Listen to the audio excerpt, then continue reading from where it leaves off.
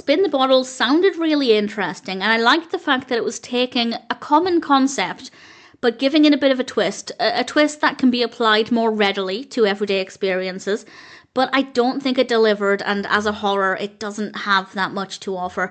This was released in 2024. It's directed by Gavin Wiesen, written by John Cregan, with a cast including Tanner Stine, Kaylee Kaneshiro, Justin Long, Ali Larter, and various others. And what I did like, as I said, or hinted at, is that it takes a common horror concept but makes it more readily available. Some friends play Spin the Bottle and unleash a sinister presence that's out to kill. Very similar to using a Ouija board and unleashing a sinister presence. Now, how many people have a Ouija board? Not many. Granted, you can kind of basically make your own. All you need is pen and paper and a little device. But certainly more people have access to bottles to play Spin the Bottle. So I kind of like that it's something that can be replicated if you want to play this game and scare yourself silly. So I kind of liked that angle. I thought it was a really interesting approach and just something a little bit different.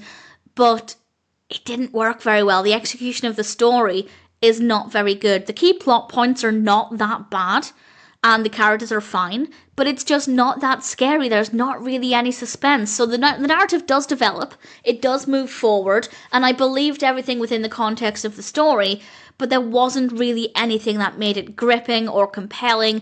Some music did provide a slightly enhanced atmosphere, but the story itself is still quite slow and dull, and as I said, yes, it moves forward, but whenever it does, we're not moving on to something that's gripping. It doesn't increase in intensity.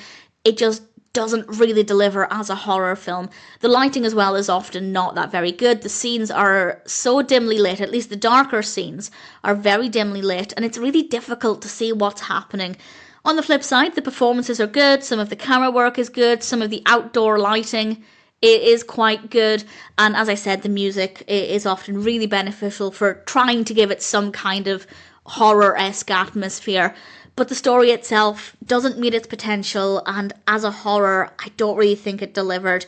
Love the concept, but unfortunately, Spin the Bottle didn't come anywhere close to delivering what it could have done. Check it out if you're curious, but for me, it just didn't work very well.